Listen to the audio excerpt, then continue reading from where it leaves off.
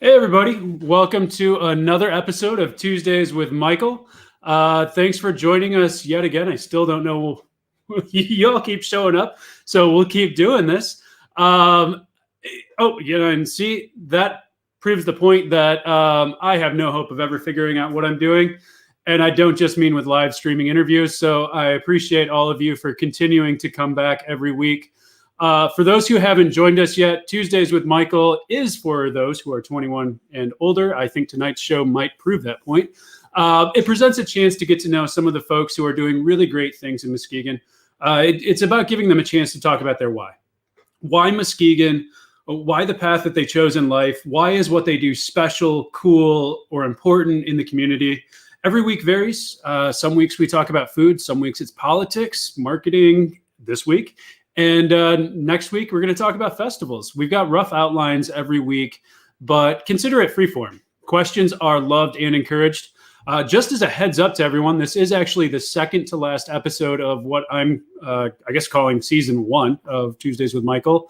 I kind of think I need a break from trying to avoid seeing myself on the screen. That's what these are for every Tuesday. But if there's interest, I'm happy to schedule another season. If you'd like to see more, let us know, especially if you have ideas on guests. Shoot us a message. Let us know if you think you'd be a good guest or if you've got other ideas for guests. If there's enough interest and enough people willing to sit and drink beer with me on Tuesdays, we will keep this show going. That kind of brings up my next point. Every week we do drink beer. And this isn't a sales pitch, but, hey, I own a brewery. It's a sales pitch. This week I'd like to note 2 things. One is thank you all for drinking Donut Stop Believin'. We keep running out of stock, and that's a great problem to have in this day and age. We just canned a ton more. Watch out for it. Also wanted to mention, we've got a sweet deal on Beach Please right now. The cases are probably as cheap or cheaper than most domestic. So if you're looking for an easy drinker that's as cheap as those beers, but actually has flavor, come and get yourself some. All right, we'll move on from the sales pitches now. Just like last week, we do have 2 gift cards to give away. This week, we're giving away 2 to Third Coast Vinyl, chosen by Sarah. We gave 1 last week. We'll give 2 more this week. One's given away to whomever asked Sarah's favorite question tonight. So start asking questions as soon as you can. And the other is going to be given away to the first person to correctly answer a random trivia question that I haven't come up with yet. Good luck. And that was actually me talking to myself. Good luck on coming up with the question. Heck yeah. All right. Thanks, Matthew. So tonight's guest is extremely special because she is actually to blame for the existence of Tuesdays with Michael. I've had the pleasure of hanging out with her and drinking beer before, but we're always talking about Pigeon Hill's marketing and our website. I'm really excited to get to know her a little bit better and talk about our favorite punk bands and marketing from an entirely different perspective. For those who don't know, Sarah Powers works at Revel, a great local marketing firm, which is behind many of the ads and campaigns you see around town, including, in part, Watch Muskegon or Watch Us Go.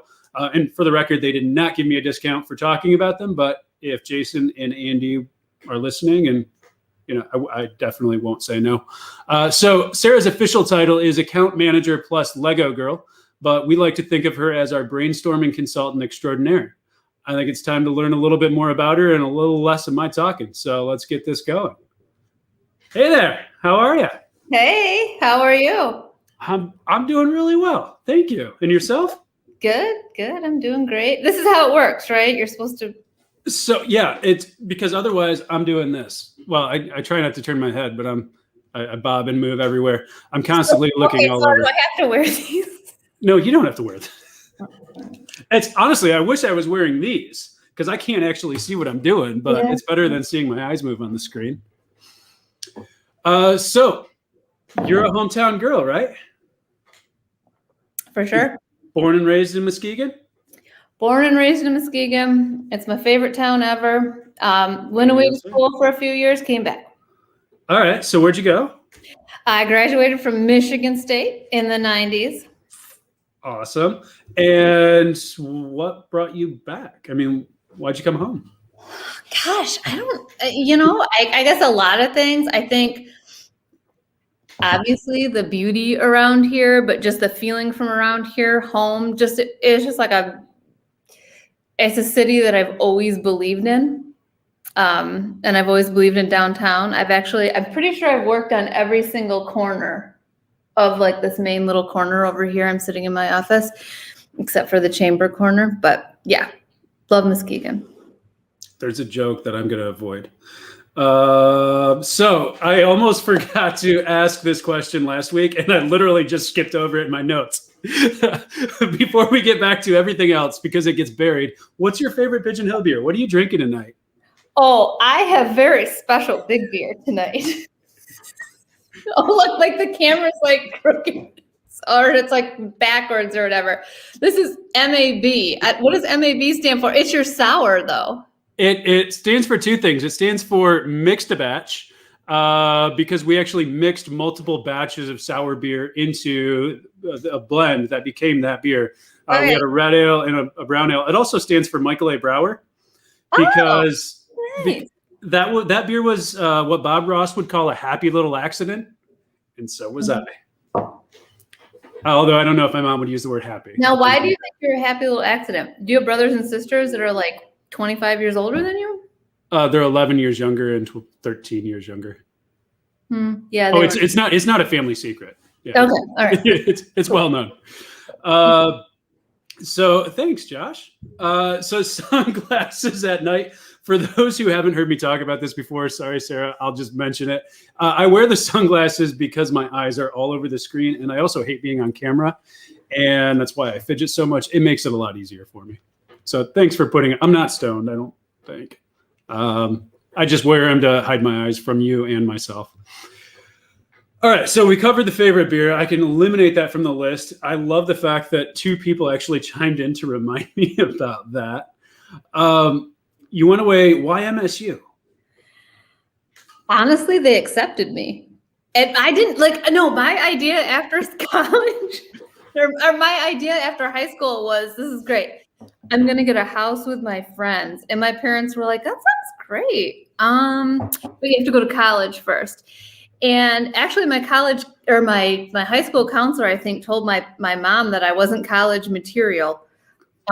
But I was like, no. So my mom's like, here's some applications, do some applications. And I got into state. And so they just like dropped me off there. And so that happened.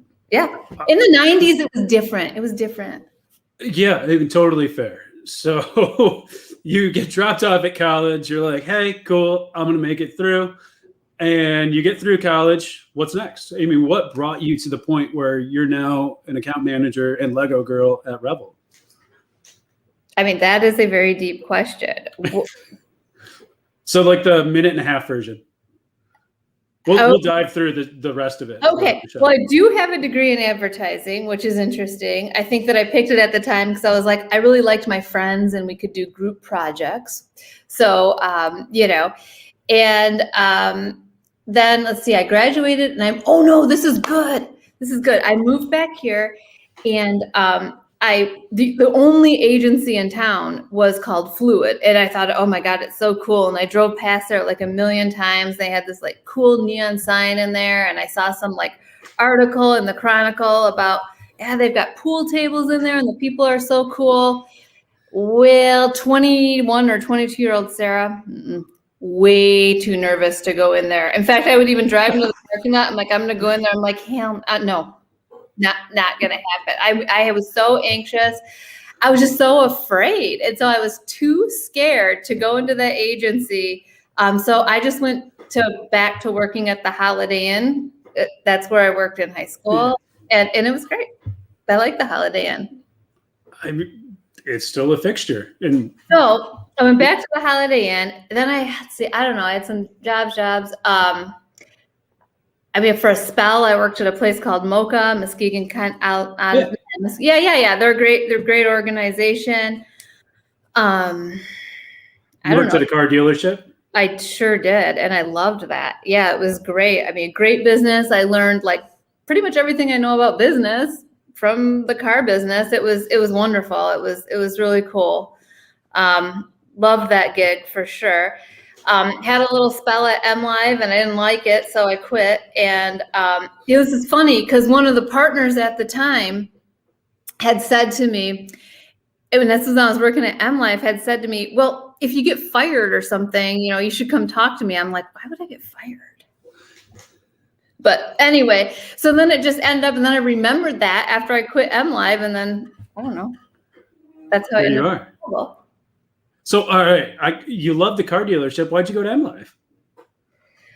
Oh, I don't know. I had Andy. Andy's my 12-year-old. And so the car deal, you got to work till 8:00 at night, and you have to work on Saturdays. You have to basically work when all of the working people aren't working. Yeah. And it really wasn't, it just didn't fit into what I wanted to do. So yeah, I actually kind of worked very part-time there for a while, and then decided I should probably get a full-time job. So that's when I went to MLive.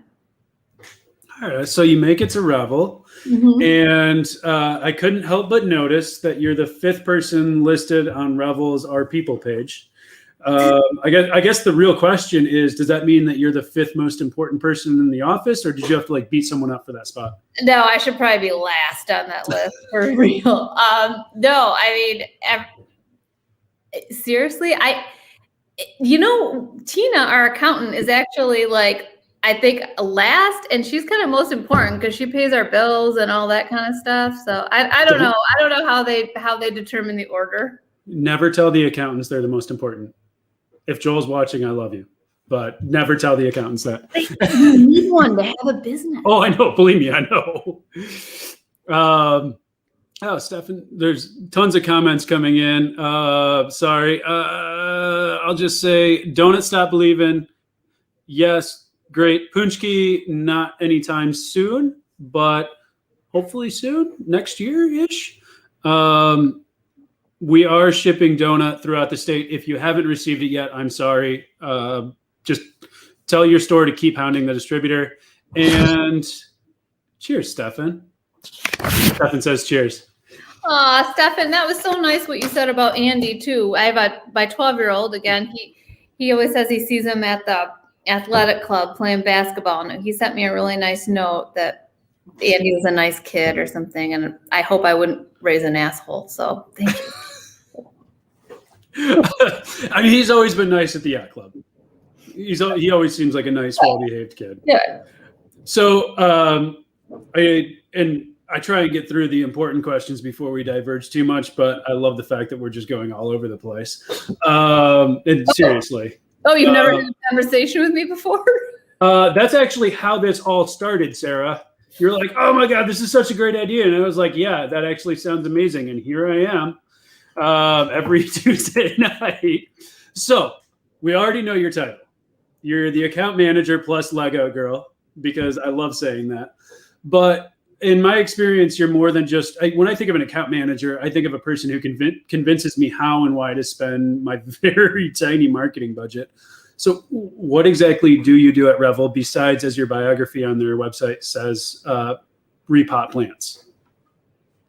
Well, I do like to repot plants around here. It's very important that people have, those, I love those. Those are Lego flowers. I know, yeah. That available January 1st. Anyway, what else do? I do employee appreciation stuff. I do client appreciation. I like to have happy hours at my house. I like to contribute to the culture. I do strategy. I write the Marcom plans. So from your perspective, what is marketing? I know, and that's a huge. I don't know, marketing, buying and selling of things, I suppose. I don't know. We do have a question. If you want to tackle this one right now. Yeah. What does Lego girl mean? It was kind of like one of those titles you don't know what you're getting into when you say you want that. I just love Legos. I love Lego sets. No, I'm not like a Lego master. I don't invent my own things or whatever, but I love buying Legos. I love to display them. Yes, I have seasonal Lego displays. I just think they're so cool. Every time I build a set, I'm like, how did this person think to use this piece that's been used in a million things for this? It's amazing to me. I love their brains. So I love this one right here. This is so cool. It just it reminds me of being in Maine. just like hanging out on a wharf. Yeah. Love it. Yeah, that's like the little fisherman's house. Yeah. So as I seriously, I wish I had the patience for Legos. Unfortunately, with my ADD, I'm like 10 pieces in, and I'm just going to walk away and come back in about 3 weeks. Yeah, I was just accused today of having ADHD. I'm not a psychiatrist. I'm not going to say anything. Just go to the next question. The VW bus is cool. Do you keep each Lego build, or do you pull them apart after a while? Oh, I keep the ones that I buy for myself, I put downstairs, or I put in like different shelves and cabinets to keep them together and then bring them out. But the bus is on display pretty much all the time. It is a really cool bus. My favorite's definitely the Wharf, but it's a really cool bus. Sorry, I'm looking at them. I try not to turn my head every time, but all right. So we were on marketing. Obviously marketing's important. Why though?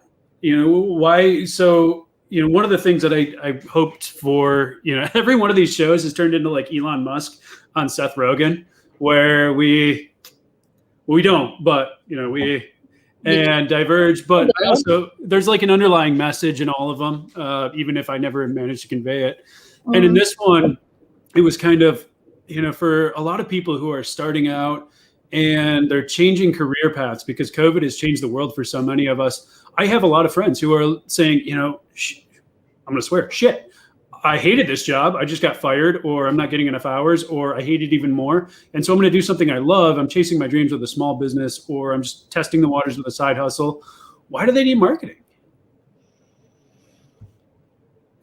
Well, you have to have here's the deal. First of all, you should have marketing if you're passionate about what you do. If you love what you do, then you should take the next step. I think like the biggest mistake people make is they form these companies or they join these businesses that they're just not passionate about. But why do people need marketing?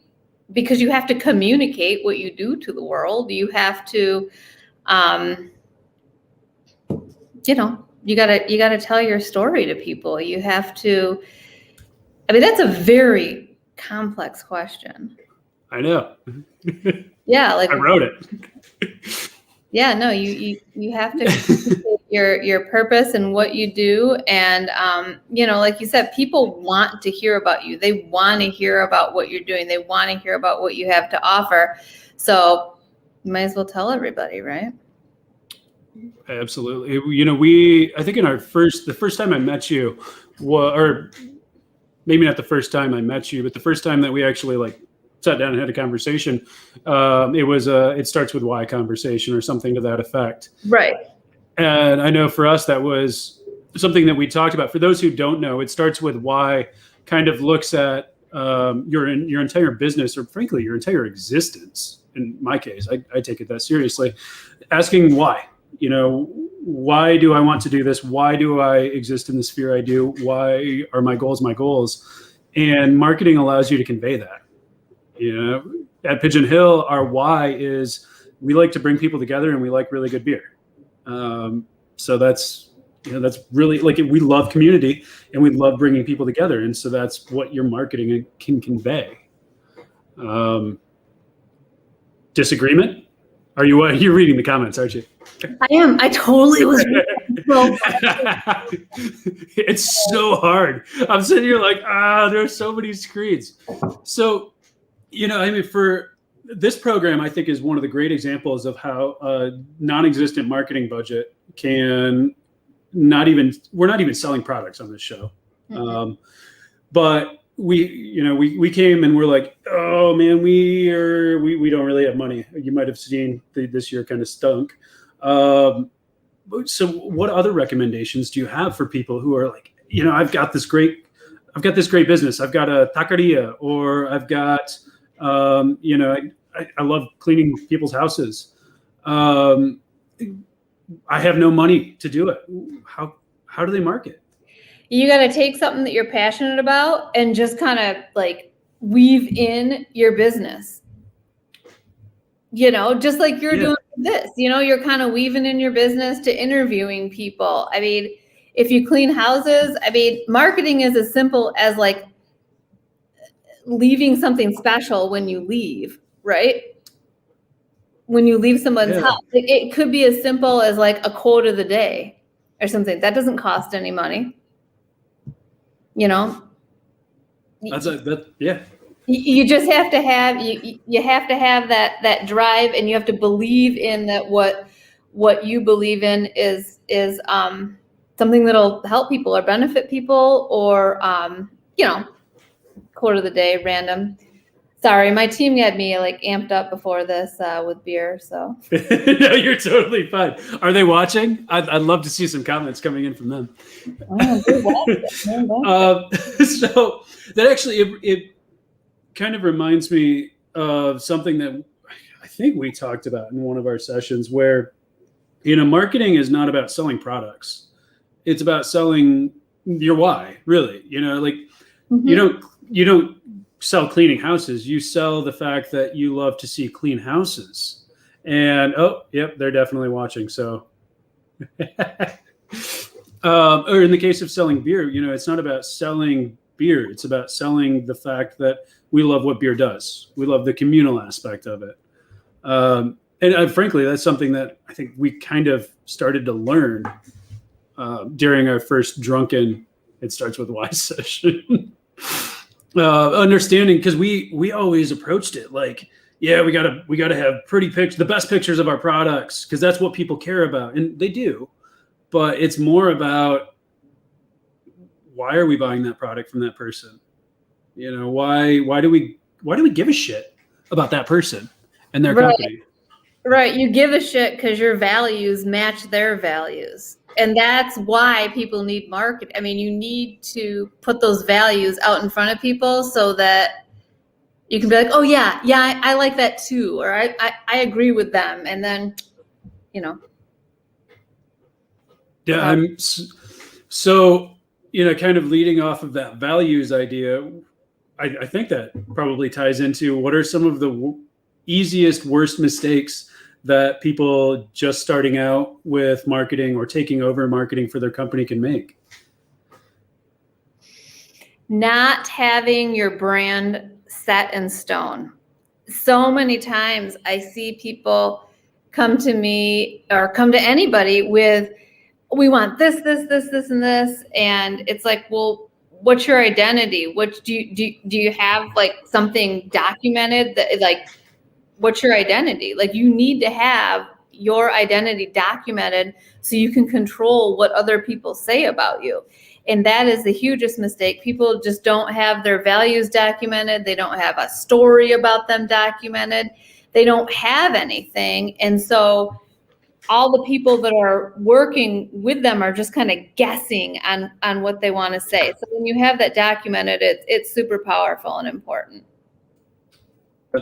Yeah, that reminds me of a first early meeting we had where it was like, I know for us, one of the biggest things that we've tried to avoid is partially because we're not selling politics. And so we've always avoided politics here. We go out of our way because we run the gamut. And I know this year politics and advertisement has become more prevalent, I think. Mm-hmm. But for us, it's always been, we don't sell that. We sell communication, mm-hmm. which could be interrelated, but for us, it's about the communication, not the specific opinion of any individual. Yeah, that's one thing that I definitely would know. Unless you're trying to sell politics, keep them out of your marketing. Unless you're Patagonia, I like Patagonia. I like that too. Yeah, they do a good job. They really do. So as a company, this is actually ties in really well. We'll just knock that right out there. So how do you manage to stand out in a market that is so saturated? The products are so saturated. How do you keep your brand different from becoming complacent? Gosh, I mean, more like a question for an owner here, but really, I'll take a stab at that one. You got this. I trust you. Really, it's what differentiates us is our B2B and our manufacturing experience, definitely. So but when you're looking at it, like, so if it's me and before we came to Revel, that's actually one of the questions I had is, how the marketing needs more. If you're coming to market and you've got a hot dog stand in Chicago, it's maybe a terrible example, maybe not. Hot dog stands are everywhere. So how, I'm one guy with a hot dog stand. How do I stand out? You got to put it out there, what you stand for, what you believe in. Your story. Yep. Yeah. You got to put your story out there, and you have to just remain true to who you are. Yeah. No, there was one place in Chicago that always stood out. Because again, the hot dog places are like hot dog and, Italian beef. It's everywhere. But there was the one place that hired all the the felons. And that was their mission. And I'll tell you what, they didn't do a whole lot of marketing, but man, they stood out. Yeah, because they followed their gut, and they followed who they were, and they were like, this is right, and this is what we want to do. And you know what? People can see through a bunch of shit. Amen.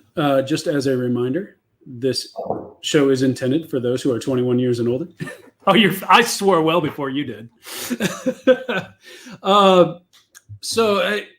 Obviously the internet changed everything with marketing, or I think it changed a lot with marketing. It made it easier to screw up on your own.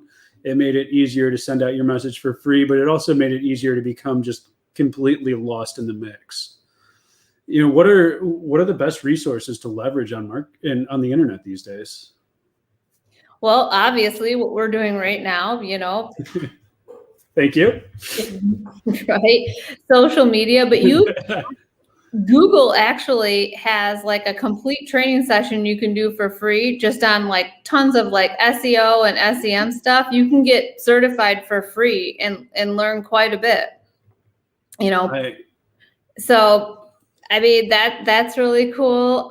There's tons of like great, God, the world, it's like there's no end to how many great resources there are online. I mean, whatever you're into, like look at their Instagram, search hashtags. Like I'm constantly doing that stuff, right? Just because I love it. So, For me personally, Instagram has kind of become a respite, like from Facebook. Facebook used to, 10 years ago, that's what I spent most of my time on. And it's still where most of our marketing is spent. But Instagram's like my hideaway. And I think TikTok has become that as well. Like I don't really know how the heck you sell a brand on TikTok unless the brand is you. But just following, people and not necessarily making a sales pitch, because we're so sick of the damn ads everywhere. It doesn't all have to be about selling. No, it's not. I mean, people don't really buy anything from people they don't like anyway. So truth. I don't know. So, all right, I got a couple more marketing related questions, and then we're getting into drunk marketing, which I think you're ready for. We're going to do this. Because I'm like, oh. Coolest campaigns you've ever worked on? I mean, there have been so many, thanks to my team. I mean, it's certainly not me making all those campaigns. Coolest campaign, most interesting campaign. I mean, yeah, there they are. I love all of them, each and every one of you. I guess one of my favorite, most recent campaigns we did was a billboard that said, "Don't be a chlamydiot." I love that one. That one, yes. Yeah, that was great. That was for just a nonprofit we work with. But the whole point was we apparently we had a chlamydia problem, and we were like number 1 or number 2. And Revel? No, not Revel. Sorry. Muskegon was number 1 or number 2. But no, that definitely had good results. Well, and it's like, so they're, like, what can you do with one billboard? I'm like, well, we better make a huge splash with that one billboard. So our creative director, Pete, is awesome, and he came up with that. I know one of my personal favorites, which I don't know if you worked on this. I know there was multi-agency collaboration. It took, I think it took some heat early on, but this has kind of become like a rally cry for Muskegon. You know, it's especially we're just getting started. You know, a lot of people said, "Wow, we've been doing things for a long time," but the new era of Muskegon was just getting started. Yeah, and I don't know what happened. It changed down there already, but we are. This is back. I think this is back. I think it's back. Yeah, and now the orange one's below. Yeah. Okay. Yeah. So yeah, no, this is another one of Pete's brainchild. It's not my story to tell. Jason was the one that that actually, he's a partner here at Revel. He's the one that that kind of like made this happen. But yeah, that's Pete's work. I'm just waving to Sonda. She's a Reveler. And I'm just all buzzed. So, but anyway, yeah, that was super fun to work on. Because I love it. Because people are like, "Is that, did you do the like Watch Muskegon or the Muskegon Go campaign?" I'm like, "Yeah, that was our shop." But I'm just wondering here from this picture, like, what are these sunglasses that Andy has on right here? They're covering a lot of this. They're windshields. They're sporty. Okay, anyway. They are. Mm-hmm. Fashion citation. So, this was actually River's Edge, but we were told by your firm that we needed better photos. And I just love this picture so much. So I'm going to give you credit for it tonight. Actually, I think Pete probably deserves credit for this too, but I'm going to give you credit for Sean the Brewer. No, that is, original photography makes or breaks websites especially, but what's so great about it, when you invest in that, you can use it in all of your pieces for many, many, many years. Yeah, so there's our website. I just had a couple that I really loved that Revel's done. Just really, the museum centers campaigns have been really incredible. Yeah, that's Kayla. Kayla is like a superwoman. I don't know how she does what she does. Yeah, she is like, she's done everything for the museum, and I know they've had great results, and she's on it. They did a bang up job promoting the Cheers to Muskegon beer exhibit. Yeah, that was cool. What did you do for that? Well, I said Revel did, and the museum did. I just donated, I loaned some stuff. So yeah, actually, it wasn't even a problem because my wife was really happy that I got it out of the house. No, Kayla did do an awesome. I remember like she had these cool coasters that said Cheers. Yeah. In my cardboard coasters are cool to collect. Oh yeah. I don't know. I've got a stack. I have them. So we've got a Christmas tree at Pigeon Hill made out of the coasters that people have collected, and it's fun. It's Alana and I get ornaments when we travel. We also grab coasters because they remind us of those trips and those travels. No, coasters are sweet. You don't see very many places around here that have their like branded coasters. So everybody should just have branded coasters. I don't care if you're an accountant, get a branded coaster. All right, Joel. Joel, if you're listening, we're getting branded coasters for Pigeon Hill right now. Yeah.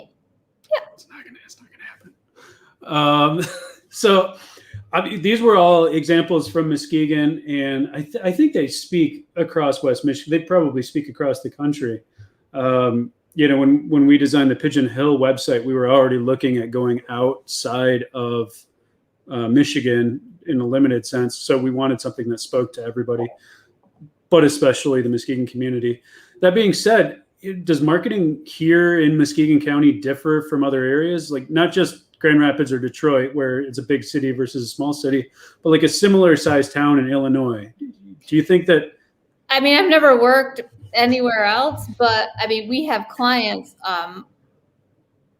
from many different geographic territories. So I would say it's probably pretty much the same. As long as you stick to your gut and you advertise based on your values, you're probably fine, Yeah. So if the geography is not the big changing factor, do you think COVID has been? I mean, obviously we're doing more of this kind of stuff. Like I never would have dreamed of doing this, but has COVID, is it relevant to talk about? Yeah. This kind of thing? Let's talk about the resurgence of the QR code. Came out of nowhere. Like they were done. They were gone. And now I'm like, I got this. Oh, what? Huh? Oh, it's like now I'm like, yeah, I'll scan this. I'll scan that. Yeah. That's like something I would do and nobody else would know what I was doing. So for explaining that to me. Yeah. QR codes are fantastic. And they had this like big resurgence. So now like people of all ages can relate to them and they know what they are. So yeah, we've been using those a lot for sure. Yeah, I've got a social district meeting tomorrow morning. And that was one of the first. So for those who don't know, the social district we've talked about it before, but it's downtown Muskegon, basically like Bourbon Street, but without being bad. It's clean and nice. It doesn't smell bad, and you can't get too rowdy. So we allow open intox as long as it's purchased from a licensed or permitted establishment, and we're promoting that as a community of retailers or beer and wine and spirit sellers. So we have a meeting tomorrow, and in preparation for that, I looked at one of the signs, and the first thing I said was, "We need a QR code on that." Like, because that's what everyone does. And those are free. You don't need any money for exactly. And it makes it so easy. I almost like for a while I thought QR codes were. I was like, they're lame, they're boring. And now I'm like, how did I live without them? You mean I can save trees and I have everything I need right on my phone? This is perfect. We ignored them for years before they were necessary, almost. It's just weird. So, I mean, QR codes, I personally don't think they're going away. Do you? Anytime soon, at least. No. What else that has been driven by necessity during COVID do you think is going to stay? Like, are Facebook Lives going away, or? Well, I'm certainly not a fortune teller, but I can tell you that I don't think Facebook Live is going away. I don't think podcasts are going away. I think every introvert in the whole world was like, yes, everything's canceled. We just stay home, So I think there's a lot of things. This guy. Not me. But anyway, I think podcasting and the whole listening thing, like people listening to people talk and getting ideas and sharing ideas and all of that's not going to go away. Also, driving to appointments. Oh my gosh. Okay, so sorry. We've lost her. To interrupt right now because I have to show this to you. So my team just put this gigantic. Can you see that QR code up? Wait, let me see if I can scan it. Well, actually, I think they're just seeing if I know how to scan it because I am not good with technology. In fact, I just gave this presentation in Florida with Jason. Beginning of the presentation, I'm like, hey, these things don't work. I can't get my slides to move in front of everybody. So you need one of these banners. What? I start every show by reminding everyone that I have no idea what I'm doing. So wait, am I supposed to scan this QR code? Let's see. I'm gonna get this QR code here. God, it's huge. Okay. So I'm going to Wikipedia in Safari. This is like kind of scary. Carmen, what the hell? It said, did you scan it? No, I couldn't. Sorry. I was too busy making this banner. Welcome to Wikipedia. Carmen is an opera in 4 acts, which George Bizet sent to. That is not right. Oh, did you know that pitcher and smokeball artist Lil Stoner also enjoyed baking and growing flowers? What is this? I don't know what this is. I don't either.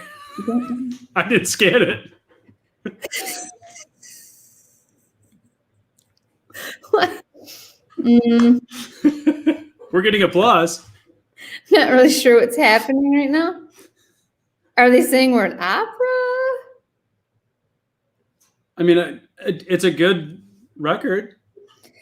A Night at the Opera. Did you know that Gia Lang's directorial debut film Hi Mom had? Yeah, I don't know.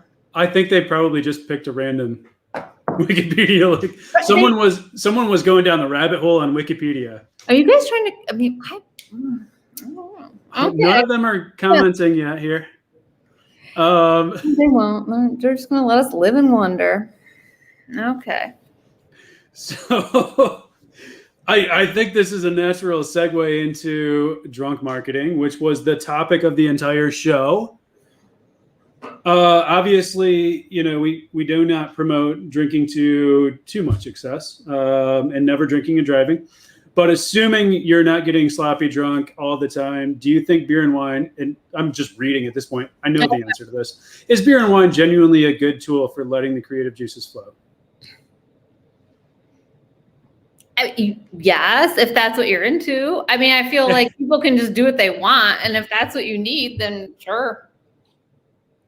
I mean, I would I would say that from my perspective, whenever I hit a roadblock, it's like if I sit on a roadblock and stew, I'm like, you know what? I'm going to go downstairs. I'm going to grab 10 ounces of beer and I'm just going to sip on that while I stew a little bit more over this roadblock. And not every time, but for the most part, it's like, okay, we got this. And then there are the times where I'm like, what the heck was I thinking? Right. Yeah, we have those moments too here. So is there a best idea that you've had while drinking that came to fruition? Like a marketing idea? I swear to God, I don't know. I just said nothing. A best idea? No, not that I can remember. But you never know. I'm just gonna wait. I'm really bad at figuring out where my hands are on the screen. Or I actually haven't been drinking that much. It's kind of funny. I'm so bad at this. There we go. I would say this was a really good idea that you had while drinking. Oh yeah, that one. I forget. Because that's like, I mean, I don't know. I just forget about that. Yeah. Tuesdays with Michael was great. I know. Because I was like, oh my God. Like, I love this brewery. And like, this sucks that like everything's closed. And what are they going to do? And I could totally tell that they like, you guys, you love your people and you love your customers. And I know you were here for the right reason, just to give people a home to go to or whatever. And it was like, you just need to do some interviews with people to entertain people. And I'm so glad you did it. Because I mean, seriously, I feel like, I don't know, this interview is it like a consolation interview? Like, oh, no, not at all. We'll give you an interview, but I mean, you've done a great job with it. It's like probably better than I've ever could have imagined. And I was just looking to brainstorm ideas with you and give you some ideas to keep things interesting and keep shit alive. Honestly, it was one of the crazy, like it was totally out of left field. And I just remember being like, we can't really spend money right now. And, we don't necessarily like our can sales have been great. We can't sell more draft because everyone's closed, but what can we do? And you're just like, talk to people. Talk to people? That's crazy. That's crazy talk. But it's been amazing. People I've gotten to know and hang out with. Thank you. It's not a consolation interview. Believe me. But talking to people is, I mean, that's how you learn things. And that's like super valuable, right? And so I was at Pete. I'm going to answer your question in a second. I was at Cityside. Jerry was making my hair fabulous, and I sat there for probably 45 minutes. Two people walked up to me and they said that they felt like they were in their living room, hanging out with Michael Ramsey and I last night. And I was like, man, that's what it's all about. Like that, that's our why, right? We designed our tap room to be a living room. And people coming up to me in the middle of COVID and saying, felt like I was in your living room last night. That, I might not sell any beer because of it, but it felt good. Could you get a better compliment than that? No, seriously, no. Right. You're sticking through. You're not, yeah. I honestly, I say this every week. I absolutely loathe being on camera. It really stresses me out. And having people say that was just like, that's why I sit in front of this camera every week. So Pete, for those who don't know, Pete dealt with me as we were designing our website and put up with a lot of my shenanigans. What is the biggest marketing challenge for a smaller brewery? I think, from our perspective, it was just not having a clue what to do. We have no money, we have no marketing expertise, and we have no money and we have no marketing expertise. And so we just sort of set out and it was like, all right, what can we do on Facebook? And we're looking at all these bigger breweries as examples. And what we realized is we can't be them. And I think that was the most important lesson that we learned early on is we can't be a brewery that has Anheuser-Busch money. We can't be a brewery that has Founders money. We can't be Shorts even.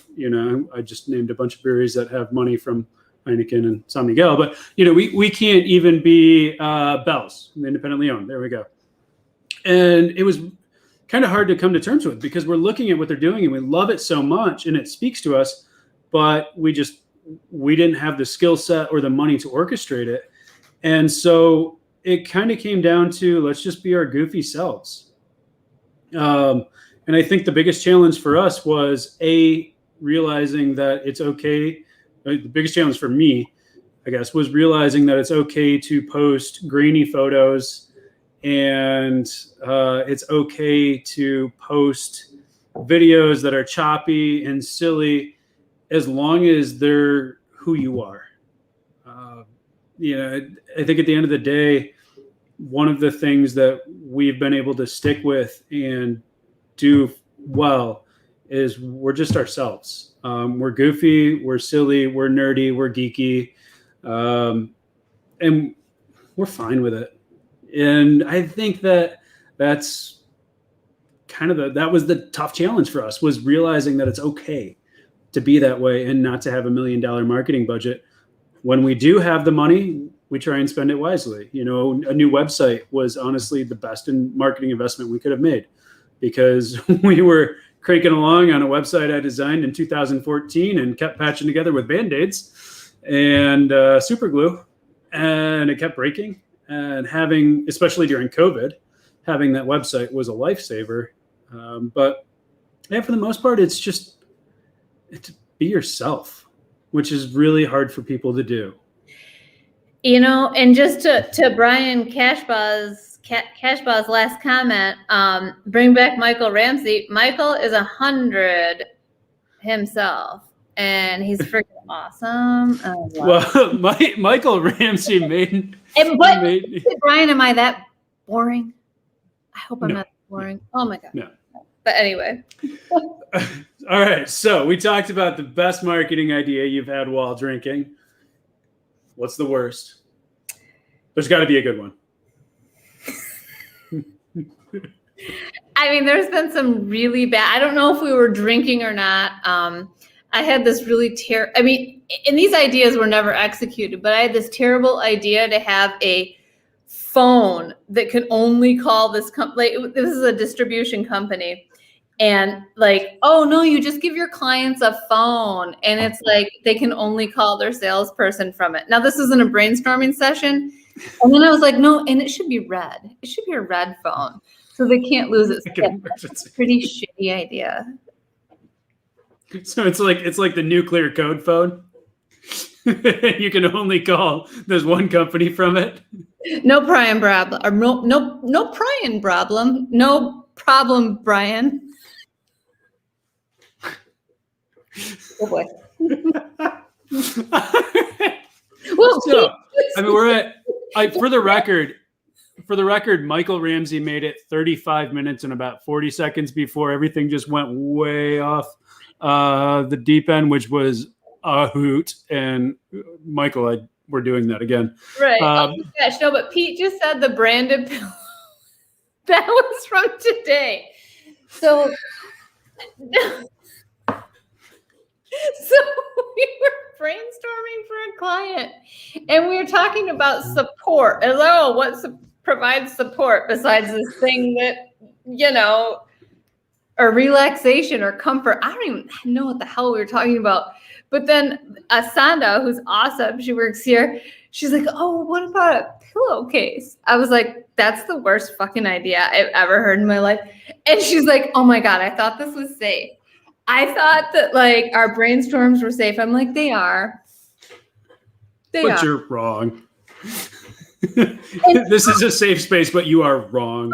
But then we thought about it. We thought about it more, and we're like, you know what? I think everybody could use their own set of branded sheets. And they have that shitty blend material now that you can like print everything on. Yep. So, but no, it's a joke. But I mean, still.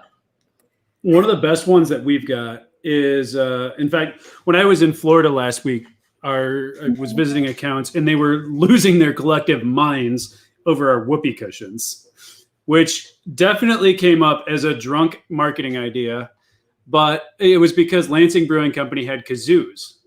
And I was so annoyed by them that I was like, I'm coming up with something more annoying.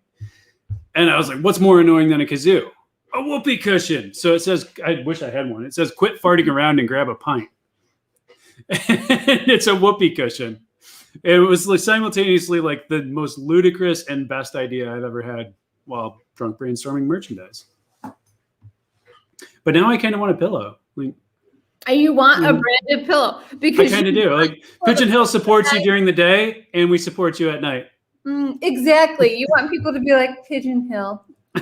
So I mean, a pillow maybe not the best example, but I found it. Like the one thing that I'm looking for right now is the paddle balls. Do you remember those? Don't. Yeah. The things that they're fun, they're quirky, they drive everyone nuts. But you actually like, I'll keep like the kazoo I got from Lansing Brewing Company. I had one on my desk, which I lost and someone took, I should say. And then I have one at home, and I still use the dang thing to this day. They're awesome. And it's kind of like a powdery ball on there. It's not like a shiny great ball. It's like a powder ball. Oh, Tim Willie's watching. Tim, I don't know who that is, but thanks for watching. Tim is our brand manager at Alliance Beverage, and Tim has been amazing to us during all of this. And he's asking, what is the most successful marketing campaign to date you've seen? So not run, but seen for a regional mid-sized craft brewery. Well, I can't mention any like client names, but we did have, labeling kind of is everything. So we did have some labels that we've done where the particular line sold. I mean, they were probably up 250, 300% just from changing their label. Is there anything that you've seen in the last, we'll call it 3-4 years, that from a brewery the size of, not Founders, but I don't know. You know what? When I was down in Florida, I saw Saugatuck Brewing Company, which was pretty cool. Actually, I was competing for shelf space with Saugatuck. So if Mike Biddick is watching, I took one of your spots. But I love you, man. So, a brewery like that's in a couple of states, smaller than Shorts. But is there anything that you've seen from one of them that has been just like, that was awesome? That I've just like, it's blown my mind. Yeah. Is there anything from a brewery, heck, even Founders or just any brewery that's really blown your mind recently? God, God, anybody that mass produces sours. That blows my mind. That's tough. I guess. That is tough. I guess it's super tough, but anytime I see like, oh my God, there's more than one and it doesn't cost like $85 for a deuce. Do they still call that, or am I showing my age? I do, but I don't think they do. I'm trying to think if there's anything I've seen that's really just like been earth shattering to me lately. Like from a craft brewer? God, I mean, like I said, I wish I felt comfortable enough like saying names like here.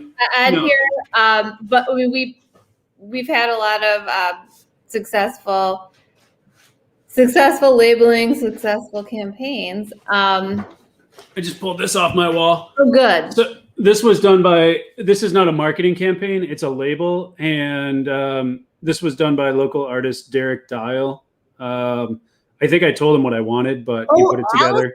Allison worked at Revel. She's a sweet. Yeah. Oh, I love her. Yeah. This is one of my favorite things that I've seen in a while. You know, a lot of the craft labels have gone from, we were doing things that were, I don't know, they all look the same, I guess. Oh, and shit. Who has the best labels?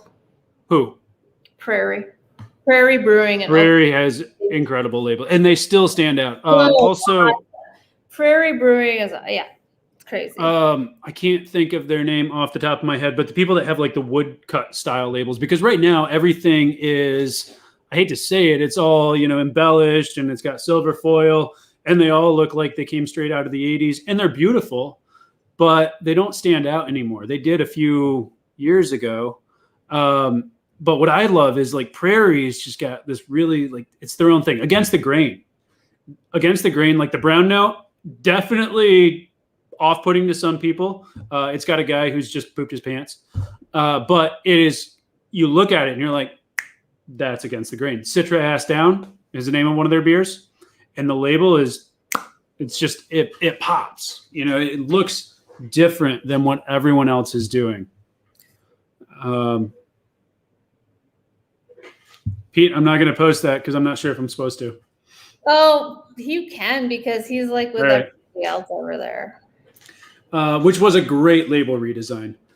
I know in the world of brewing, that has kind of become, Pigeon Hill went from, I don't have an old shifting here, but we went from, the standard, what we call the circle and wings, to, some of our mainstays still kind of fit that motif, but they've started changing. And then going to the full wraps, like this one I just pulled off my wall. And it's because I think as more brands are getting onto shelves, there's becoming this, it's a more crowded space for us in the brewing industry. And so the label redesigns are really the number one tool you have to make yourself jump off the shelf. What is junkyard? Graciela just said junkyard. I actually don't know. I don't know either. Oh my gosh. And I'm not going to, Graciela, I would love to try and find a picture, but I'm sure I would accidentally end the show if I did, because I really don't do well with this stuff. Pam asked, where is your furthest client? Oh my gosh. I would say I went to Las Vegas once for a client. So we have clients in Vegas. We've got, on the East Coast, we've got some lawyers. What? I know. I'm sorry. I know you're a recovering lawyer, so I am. Yeah, we have to be sensitive of that. I'm sorry for mentioning it. No, I mean, we've got clients all over. I know we do a lot of property management stuff for some people in Arizona. All over the country, which is amazing. Yep.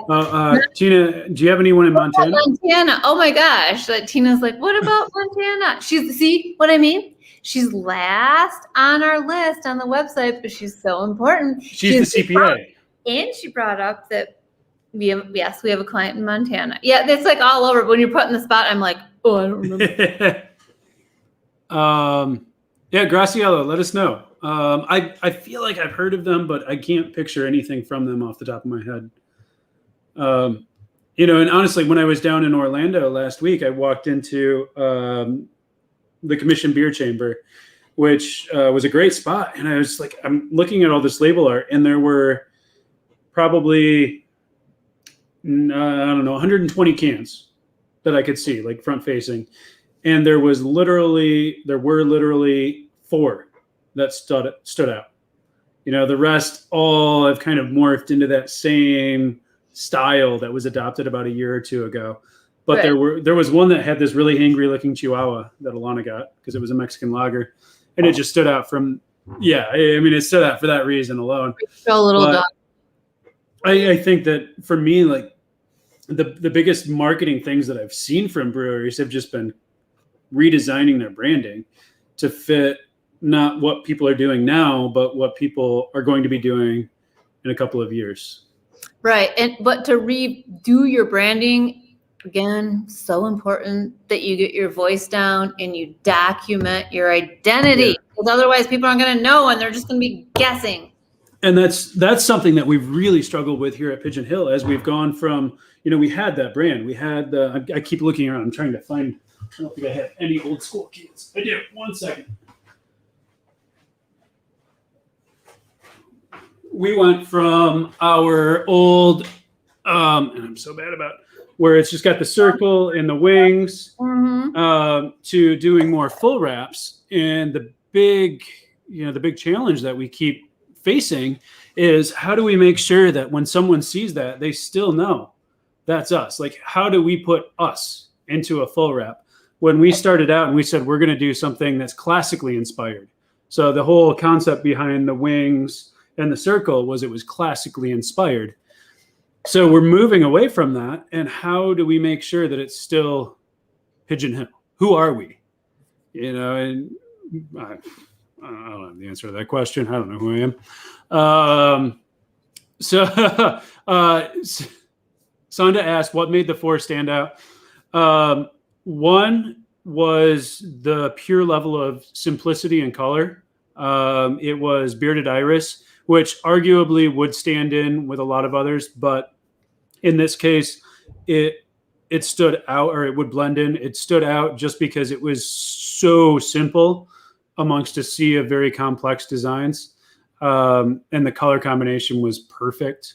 And then the one was the Mexican lager with the Chihuahua, and I don't remember what that was called or who it was from. And it was just because, the artwork was so captivating that I saw it and it immediately caught my eye. And I honestly don't, I think one was the brewery who I can't think of the name of that does woodcut designs. Theirs are so, they're just so classic. And they, even though they do a similar wrap to a lot of breweries right now, they really do stand out. And I don't remember who the heck the other one was. Honestly, I'd had like 6 beers. So I was visiting accounts all day. Let's see. Great. How do you feel about canned freedom? The little mess. I need to mention to Graciela that the people from they're from Minnesota. I've never met someone from Minnesota I didn't like. They're all crazy and they're all great. Anyway.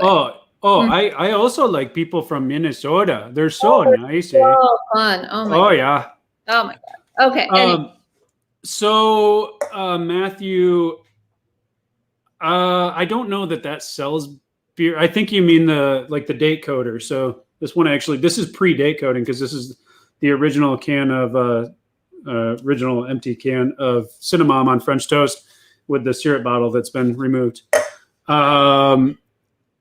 We haven't done it because it's a hassle. I don't think it actually sells beer, but it is fun. So if you don't know, Sarah, Black Rocks has done a great job with this. They put like number of days since quarantine, or it's like number of. Oh yeah, it's amazing. I love it. Black Rocks. Their 51K IPA is like Micus. It will blow your mind. Love it. Micus is my favorite. I won't say that. it's one of my favorite non-Pigeon Hill beers in the state of Michigan. It might be my favorite.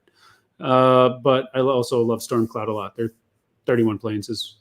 So, I don't think it actually sells beer, but it is a fun little Easter egg. When you're getting political about it, which I have seen, the brewery in, I want to say one of the breweries, it might not have been Michigan. They did it on their keg collars. They had a beer called Epstein Didn't Kill Himself.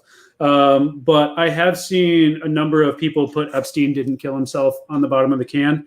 The first time it was kind of, what's that? I'm just kidding. A number of breweries have done that. And the first time it was like, that's funny. And after the third one, I was like, come on, guys. Like, really? What's the real message? At this point, you're just trying to sell beer. But I mean, I think it's a fun Easter egg. So does it help? Not necessarily. Does it confuse? Not necessarily. But Sarah keeps talking about being true to yourself. If it's a message you actually like and care about, or it speaks to just your personality and your quirkiness, yes. In the case of Black Rocks, number of days since, I don't know if it says lockdown or quarantine, like it's fun. You don't need to jump someone else's train for marketing, to quote The Cure. But yeah, you'll be all good just being you. Well, actually, I'll bump into Sonda. Great design wins. I agree. I completely agree. One of the big things for me is making sure that your great design is not the same as everyone else next to you. Because, if there were 1,000 Van Goghs in a line and they all painted the same painting, it's still beautiful, but I'm not going to care which one I buy it from. Pete asks both of you, why Muskegon and why does the world need to know about our town? I don't think he was here for the first 2 minutes, but I don't think so either. Go ahead. Well, this is an awesome little gritty, hardcore, cool town with great housing options. Not expensive to live here. Really, really cool, eclectic people. Good conversations to be had any place you go. That's my answer. So for some of you too, he asked you too, Mike. Yeah. So if depending on how many episodes you've listened to, you might or may not have heard this story. I'd tell it in parts. But I moved away. I actually moved away for high school. And when I moved away, I explicitly said, I'm never going back to Muskegon, that was. And turns out I didn't fit in well in Spring Lake. Great community, but not a great fit for a guy like me. And then I went to college, Grand Valley, and then went to Chicago because I thought I was a big city guy. And what I learned is that I missed Muskegon. I made it about 3 weeks in Chicago before I wanted to go home, not to Allendale, not to Spring Lake, but to Muskegon, where I hadn't lived in a decade. And I dragged Alana here. She came willingly enough, but Alana had never lived here. I brought her here and I said, give it a shot.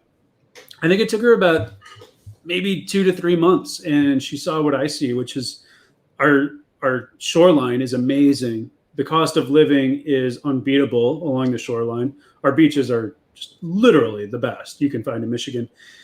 But more importantly, the people are just so good here. It's like this gritty, pull yourself up by the bootstraps, which is actually means you're destined for failure, but pull yourself up by your bootstraps by helping your neighbor do the same, which means we actually succeed. And something that I always say is we all take care of our own here. And people here are just, we complain about literally everything. Like I can't go a day. We complain about everything. And yet we all take care of ourselves or take care of each other and fight for, just a better life for everyone here. And the community is what really wins me over. So Casey, my other half, has delivered a beer to me. Hey, Casey. Very nice of him because he knew I was Please. out. Sorry. Okay, sorry. Yes, I was trying to make it easier for you. I was trying to make it easier. Oh gosh. Okay. We've got a tasty Shifting Sands brand beer here from Pigeon Hill. I heard they're good. I've heard it's all right. And thank you all for answering this question. This was a question posed by the team, and that's what marketing's about. What can we bring forth about Muskegon to bring people here? I think we all need T-shirts that say "gritty." We're gritty. We do. Yeah, we are. So this is awesome. Amy Gibson, who's wearing a Duff hat. I've got my Duff water glass right here because we're selling donut beer now. So Nice. Love Amy asked if I have a screenshot of everyone defending Muskegon on the Beer Nerd page last night. We'll call it a Beer Nerd page. Amy, I don't remember which one it was. If you do, drop in the comments. It might have been either West Michigan Craft Beer Enthusiasts or the Michigan Craft Beer Enthusiasts. But someone said something about, they had a picture of our OCP can, which has the same message that's on, I think, almost every one of our cans. It says, brewed in beautiful Muskegon, Michigan. And the guy asked, what's beautiful about Muskegon? I've never heard that. And it was amazing. People from all over Michigan and even outside of Michigan were like, stop, you're done. No, Muskegon is pretty incredible. You're obviously, you haven't been to the same town that we have. So Amy, I don't have a screenshot, but it was pretty cool to see.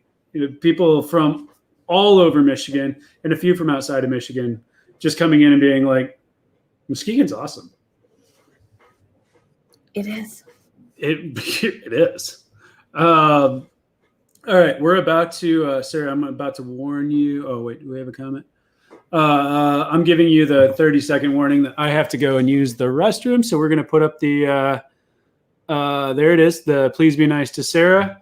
And Sarah, I'm going to leave you with this so that you can answer my next question, which is, we both sit on the Lakeshore Museum Center board, and we obviously both love old shit. In looking at your Instagram and your Facebook, it shows me that you have a certain favorite item to collect. So what is it and why? I'll be right back. Do I have to answer that now? Yeah, while I'm gone. Oh, okay. Well, I love to collect all kinds of shit.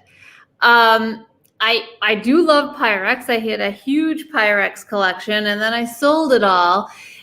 Now I'm really into Catherine Home, if you know what that is. I love it. It's pretty cool. And oddly enough, Port Merriam Botanic Garden, but the stuff from the 70s and 80s. I think that stuff is pretty cool too.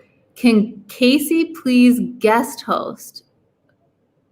I guess, yes. I'm glad that you left me in. See, he left me in charge, and now I can do whatever I want. Yes, Casey, come and guest host. I'm waiting for him to come in. This is my other half, Casey. Coolest guy you'll ever meet, for real. No, I like to collect all kinds of stuff, and I feel the need to just keep talking, but that's like really, really weird. So, I also like Fisher-Price Little People, like the old ones, and I put them in like a cool little thing. Oh, and here comes Casey. I'm so glad that he is joining us. Pull a chair around. Pull a chair around, Casey. See, Michael's not gonna have any idea what's going on with this interview when he gets back. He's gonna be like, oh my God. Listen, gang. Do you think I'm doing okay? I think I'm doing okay. I think it's gone fantastic tonight. I think everyone's learned a great deal. Oh, I think good. Michael's had a chance to take a break. Michael, you left and we got more people on here. Michael, in fact, I had to grab a shifting sands myself. This is a good one. Thank you. Your hair is all poofy. This is one of the hallmark beers at Pigeon Hill right now. Listen, forgive me if I missed this, but where does this particular label come from? This is obviously a homage to the Nintendo No, Right. there's absolutely no connection. There's no connection between Super I'm Mario off. Brothers I'm version sorry. No, I don't see that at all. I'm I don't sorry. see that at all. 1. Amy has just hired Casey. So there, if you look on the label, there is definitely no Mario character. That's Jolio right there. Jolio. That's Jolio. Let me yeah. get my can, Michael. Hold on. It's Jolio. There's a J. I assure you. He's right there. If anyone from Nintendo is watching, I there's feel no like connection. I feel like a real horse's ass right now. That guy looks nothing like Mario. No, nothing. Nope. The bushes definitely don't look. Oh, I'm so bad at that. The bushes definitely don't look anything like the ones in the game, which we play here at least once a day. The mushroom looks nothing like it. The font's totally dissimilar. Well, these are branding choices, and I think that leads it all right back into marketing and what you have to do to avoid, financial liabilities, lawsuits, things like that can really sink your company and make you what people call a hazard, a social hazard. So what we have made a practice of is when we purchase labels for something that we think might draw the ire of a company with significantly more money than we have, is how many labels do we buy and how many can we sell before they catch us? So in the case of Shifting Sands, we don't keep that many in-house. No idea why, just in case.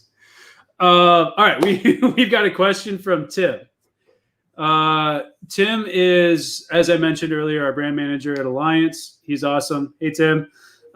He's intrigued by your experience as a marketing pro. What's your advice to a small brewery on branding specific to retail packages? In other words, how do you stand out from a craft section with, I would say, not dozens, hundreds. Yeah. Mm-hmm. How does one stand out? I mean, Casey, do you want to take this one since you've joined the conversation? Casey, Sarah, I can. I have to. Of course, I have to defer to you. You're the expert here, and I'm simply here to support, particularly when Michael has to leave, when Michael has to do anything outside of the room he's in right now.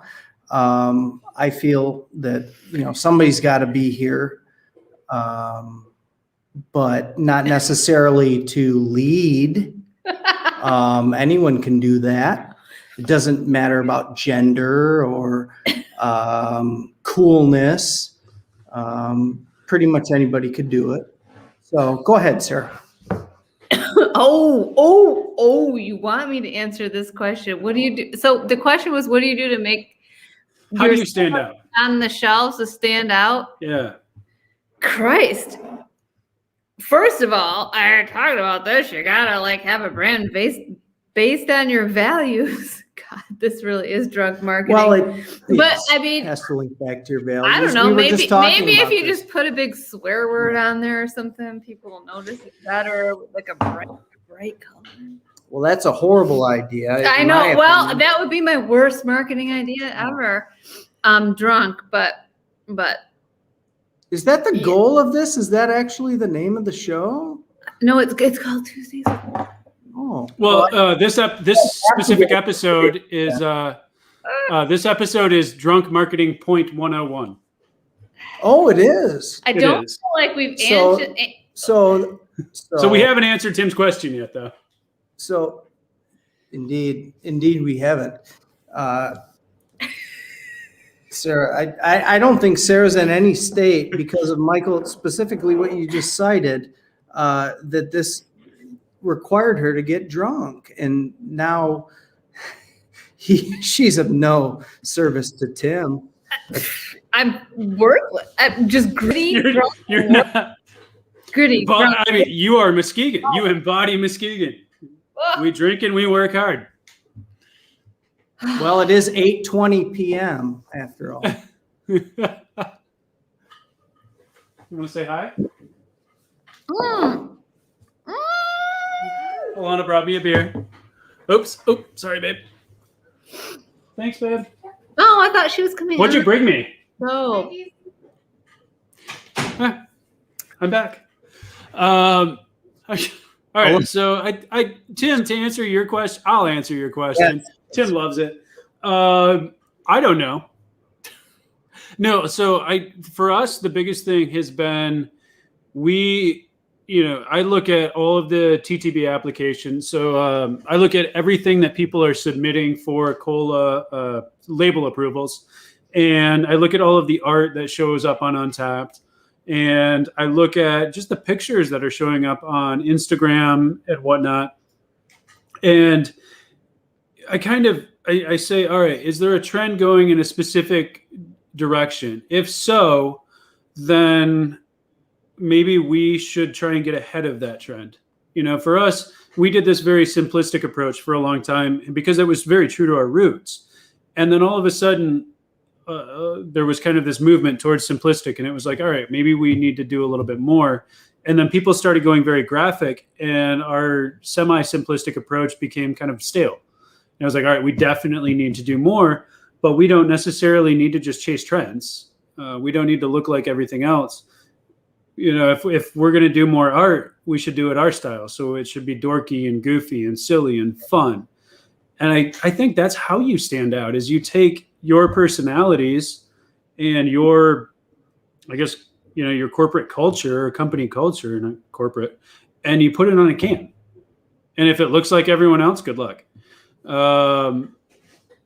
But in most cases, I don't think it will. I actually think that would do a lot of good in the industry. So to answer your question, Tim, I think that they should look the same if you have the same culture as a different brewery.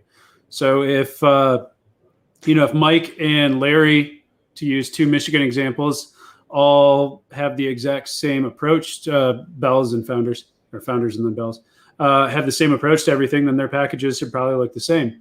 But if they have different approaches, they should look different. They should really reflect who they are. That's a non-answer.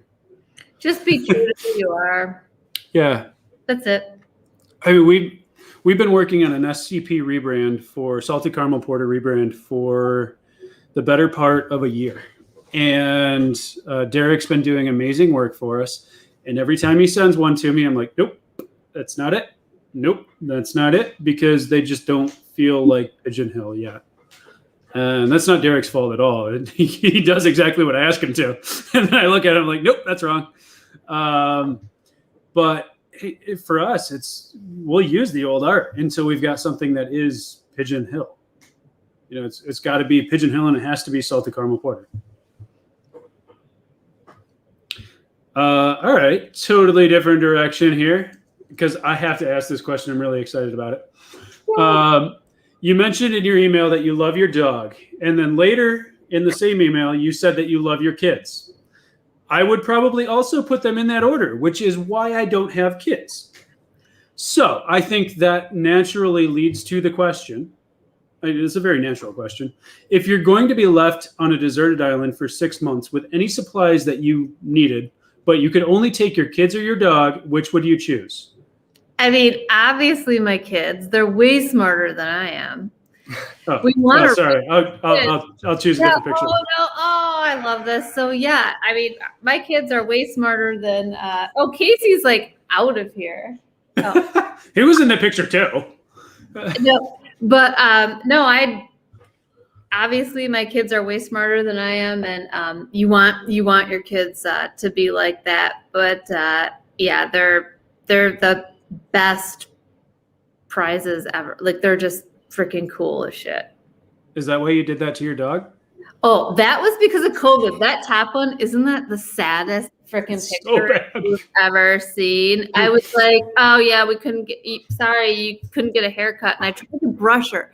As much as I could, and nope, sad, mad, awfully sad. I feel so bad for that dog. Yeah, she's okay. She looks sad, but she's actually happy. Okay. I'll take your word for it. Yeah, she's fine. Scott also would, no, you're gone. He would eat the dog. Tim's dog would choose his kids over him. My dogs would choose my wife over me. It's fine. So that was honest to God. That was the question I was most excited about this entire day. Really? Yeah, I don't know why. Seriously, think I say the dogs. I was hoping you would. Oh my God, no. Well, you get to see your kids in 6 months. How long does your dog live? Oh my God, she just said they're just dogs. Well, I have kids, so dogs aren't as important. Sorry. You're fine. All right. So I got to think of a trivia question here. We're about to that time. We already talked about Lego Girl. We covered that. I'm literally just stalling as I rack my brain for a trivia question. Let's talk about bikes and sailboats. You like them both? Mm-hmm. You used to race sailboats. Oh my God, like 20 years ago. What kind of boats?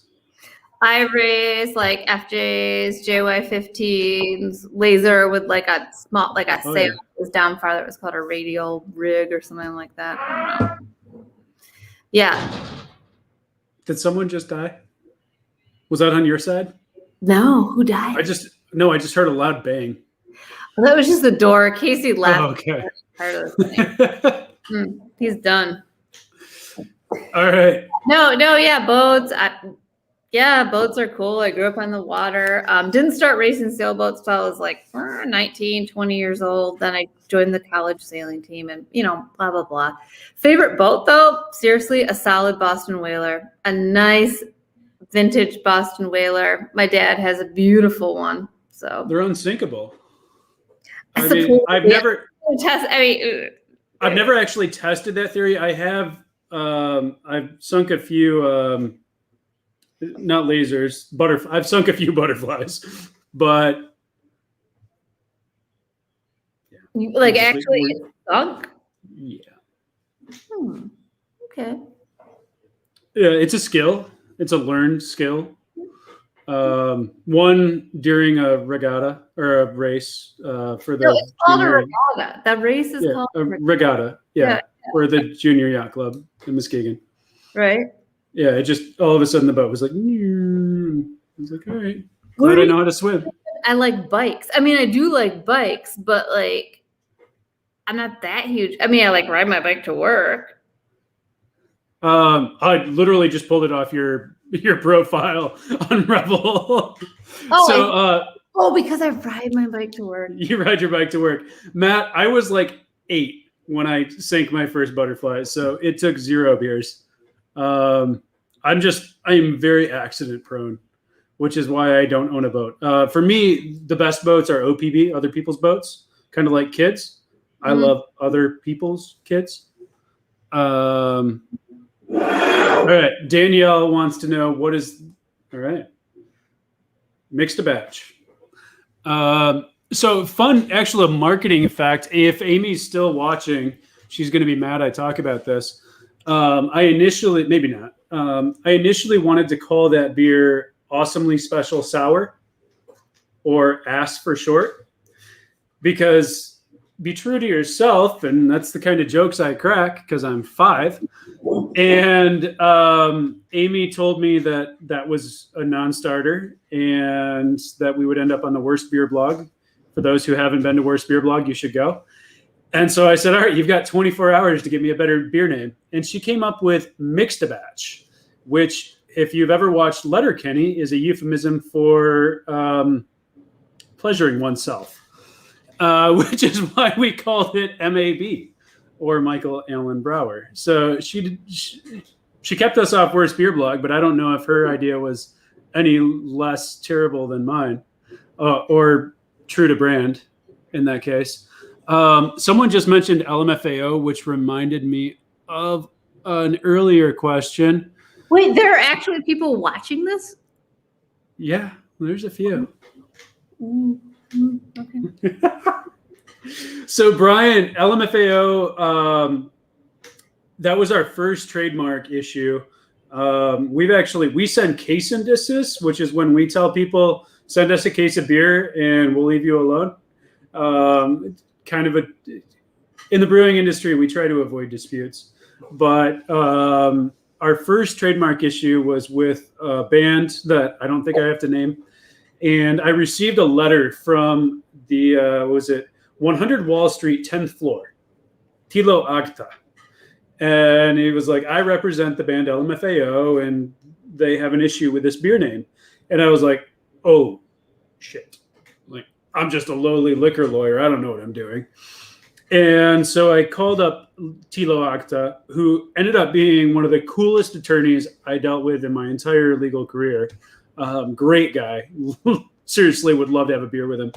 And I can't go into too many details for reasons, but we had help from a great attorney, Sheila Eddy. We called her Shorty Brown. She was amazing on the drums, which is probably why we hired her to be our trademark attorney. And at the end of the day, we got to keep the name. I'll just say that. So,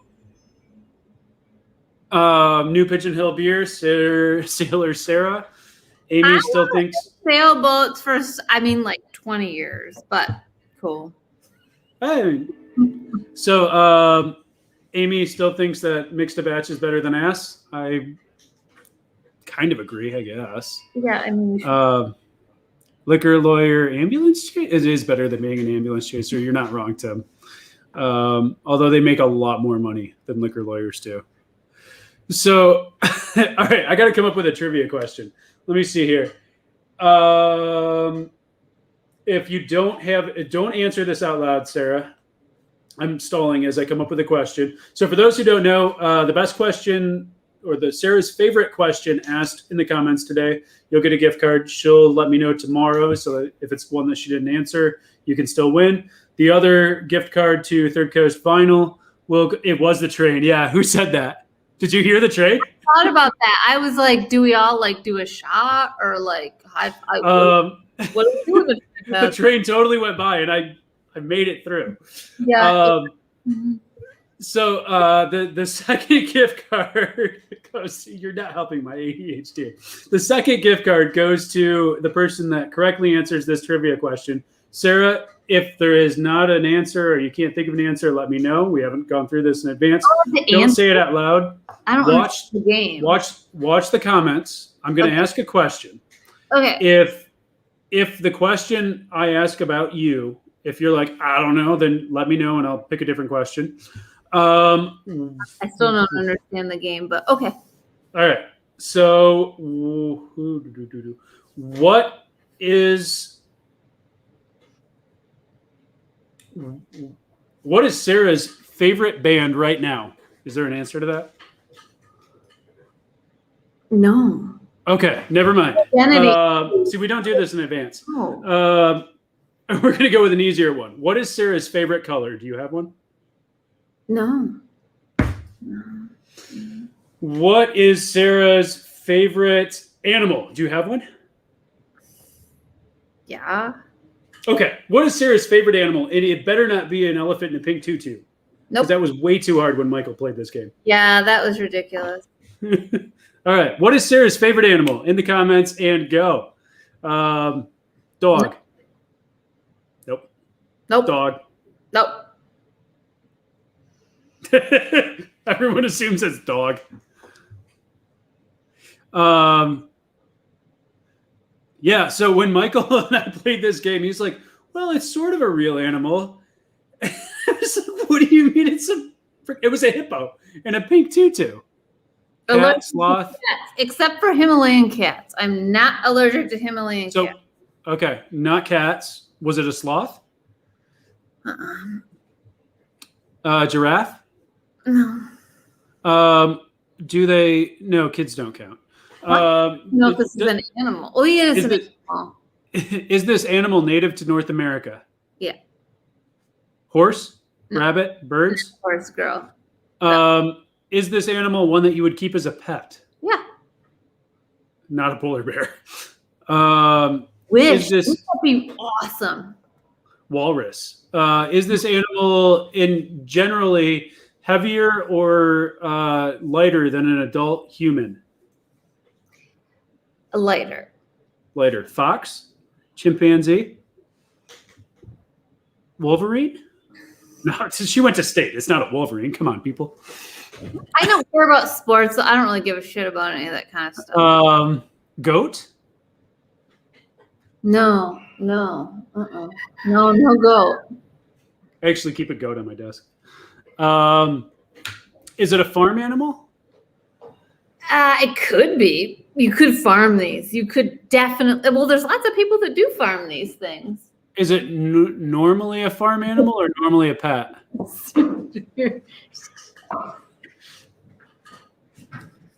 right. Sorry, that was an ad. That was an ad. Okay. Cow. No. Lighter than an average human alpaca. I mean, some of them are lighter than this empty bottle here. Did someone said bird? Was it bird? No. Okay. Do you keep them in cages? No. Army? That's my dog. Oh. No. Rabbit? Emu? No. So like a full-grown one can be lighter than a 20-ounce bottle, 22-ounce bottle. Yeah. Okay. Hamsters? No. I'm actually stumped. I mean, right. you guys are like way off. So I'm like, shit, is this an actual animal? I think it is, but then I'm like trying to go back to like. Send me in the comments. Here, I'm gonna text you. Oh, like a private chat? Yeah, we have a private chat. Okay. Yeah, it's the VIP room. Ferret. Turtle. Oh, turtles are actually my favorite. I mean, you're closer with turtle, snake. Turtle and snake is close. I really like all of this. Like Got it. A cyclops. I mean, what is their typical environment? is a good guess. What? Well, where do they normally live? Like in the water. In the water. All right. Iguanas don't live in the water. This is my favorite part of the show. No. None of these. Oh, we got frogs. Nope, not frogs. I actually know the answer now, finally. Hydra. What the hell? What's a hydra? Is that a thing? They freaking live in the water, people. I mean, I No. lived on a farm I stayed on a farm with family, and sometimes chipmunks do live in the water. They just don't mean to. Wait, did you get my answer? I did. Yeah. Yeah, I mean. I'm monitoring. So, Matt Myers. Matt. oh, Plank. here we go. It looks like Matthew Plank got it first. Fish. If anyone said, oh no, wait. Sorry, Matthew.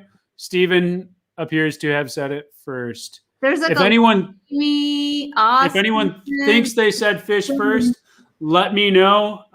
Just chime in the comments, and one of us will actually go through and figure out who got it first, because we're really bad at that part. Assuming it was you, Stephen, send me an email, michael@pigeonhillbrew.com. you get a gift card to the record store. You do, which... I used to go to Believe in Music when I was a kid. It was so cool.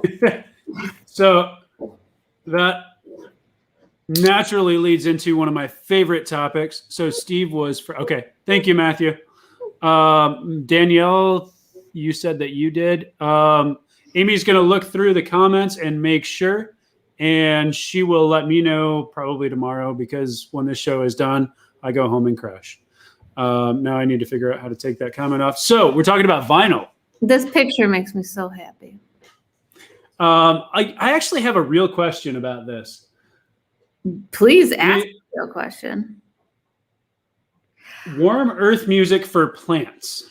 Go on. Holy shit. So my brother sent that to me for Christmas. My brother is awesome. If you haven't seen the movie Vannon, watch it. He also has another movie, Sleaze Lake. He's super talented. Him and his business partner, they do great things. Anyway, they really love Andrew and my sister-in-law. They really love vinyl, and they sent this to me for Christmas, and it is the fucking coolest chill album ever, and it helps my plants grow. Like legitimately. It actually. Yeah, I'm pretty sure. 100%. I had heard that plants like Mozart. So what is on this album? Like, what is it that is it just like chill music, like jam band, or like? It's like, okay, it's kind of like a mix between synthy type pop stuff, kind of like Wonder Dreamland, like little chime stuff.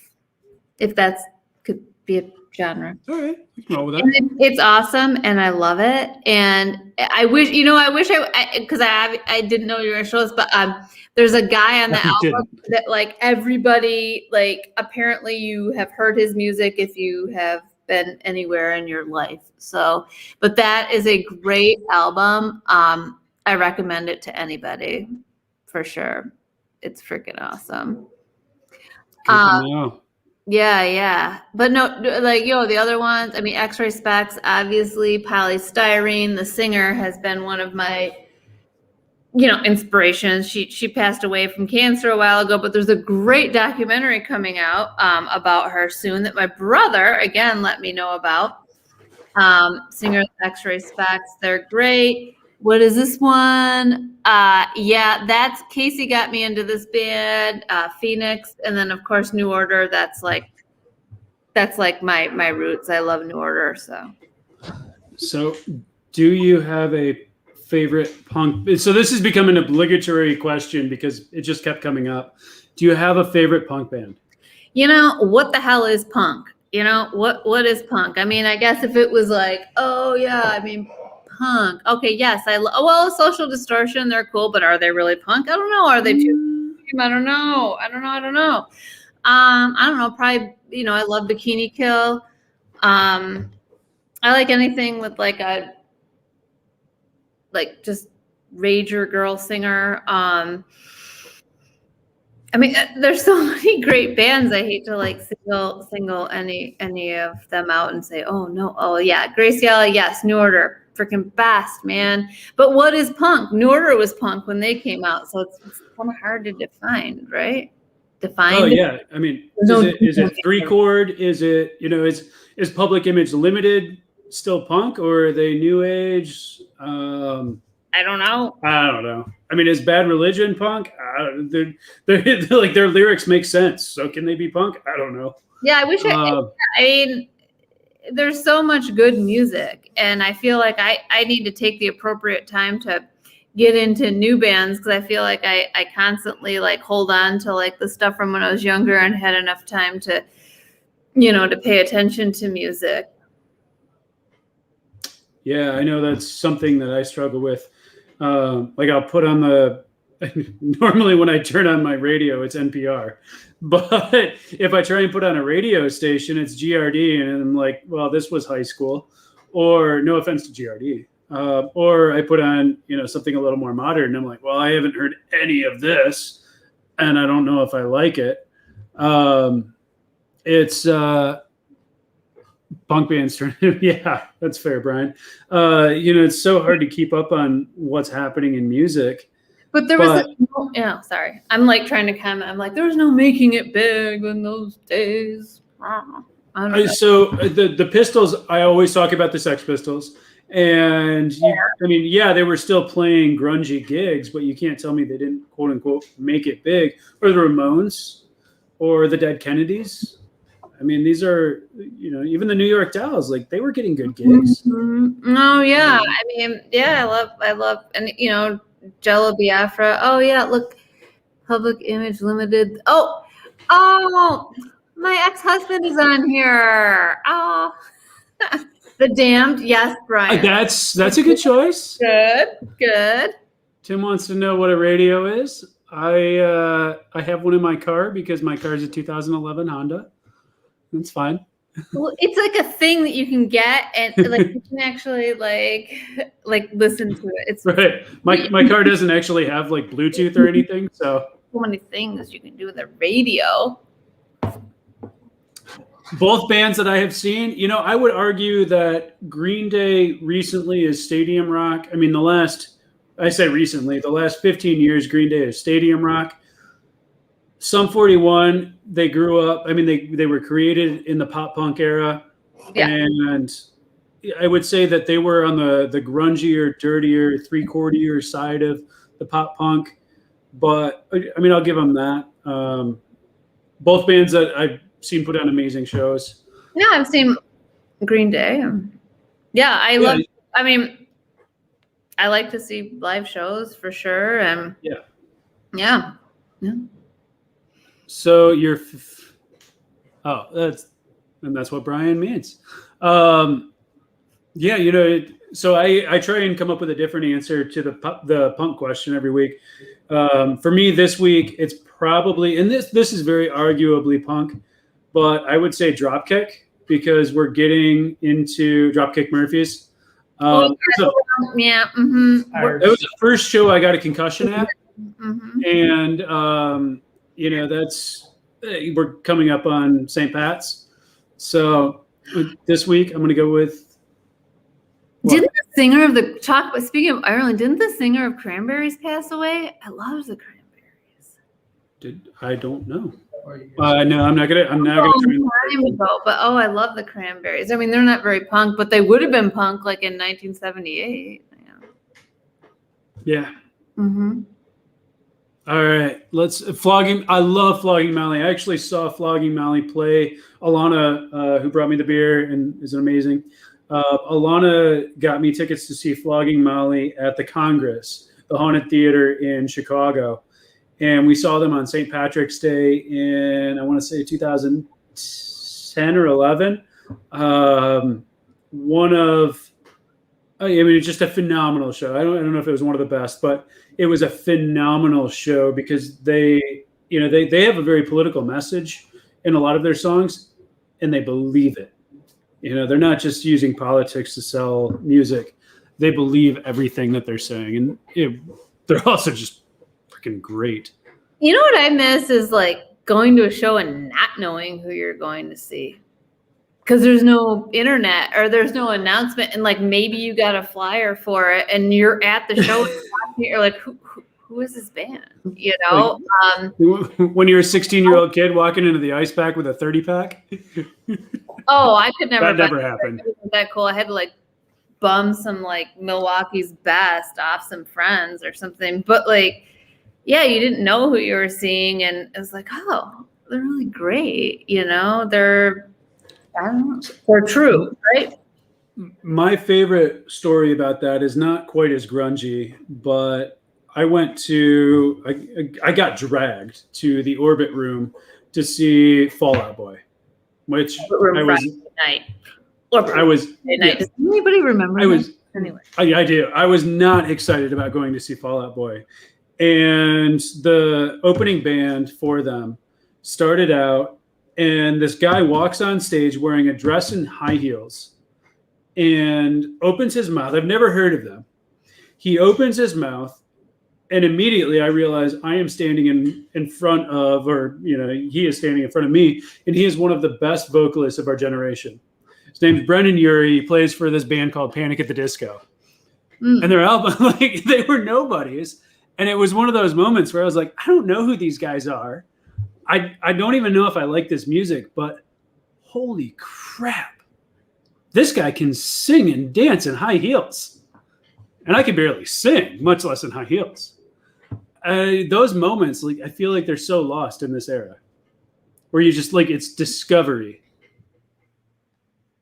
The ice pick. Pete wants us to discuss the ice pick. You know, I love the ice pick. I was kind of like, I'll be 44 this year, and I'm almost too young to. I mean, I definitely experienced Third Street ice pick, but the Jackson Hill ice pick never was. I was just too young, you know, and I'm jealous of the people that got to experience that.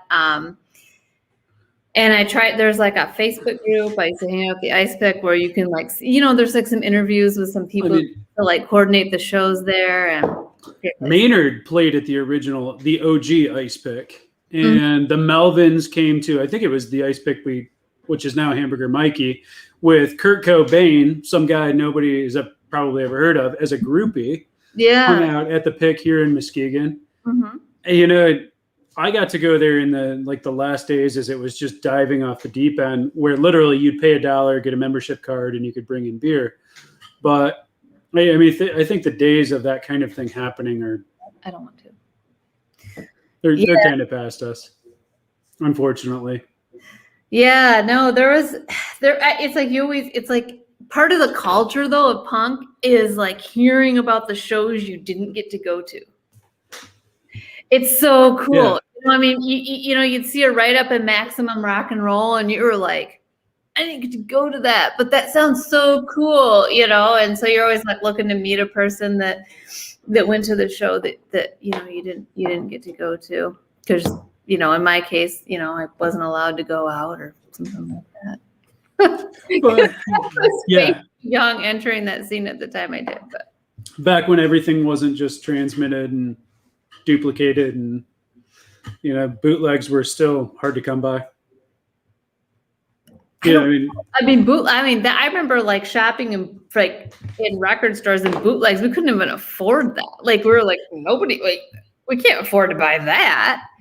Music, it's so cool because music is so accessible now. Like when I was young, you had to buy it was like CDs, by God, they were like $20, which was like $1 million, or $17.99 when I was a kid. And now you can just get music anywhere. So it's cool that it's more accessible, but it's kind of, sometimes I feel like it takes the story away from the shows you didn't see, or, I don't know how to explain it. No, I mean, I think that's it.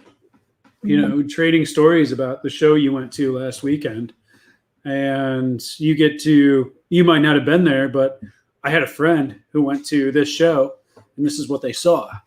Right. I go to this show this weekend, you go to that show, and you get to just kind of experience it all somewhat secondhand, but also firsthand because you're there with them. But like I said, there's nothing like going to a show and you don't know who the band is there, and you're like, these guys are awesome. What's their name? Yep. Yeah. All right. Well, all right. I've got a couple more important questions to get to before I totally get completely sidelined. Mm-hmm. What do we really need in downtown Muskegon, and why is it a Thai restaurant? I was going to say as a Thai restaurant, we definitely need a Thai restaurant. It's very important. Very important for Muskegon. Thai restaurant here. I don't know. I feel like yeah. I mean, seriously, Casey's sitting next to me right now. He's like, "Do you have beer in yours?" He just asked me, "Do you have beer in yours?" Let's trade. This is a tasty shifting. No, I just want a little bit of. Oh my God! You just stole my beer. Okay. The question was, what do we need in Muskegon? In downtown Muskegon. I mean, seriously, I feel like we're growing like crazy right now, and I don't want to be the one to say what we need, because I just want to like.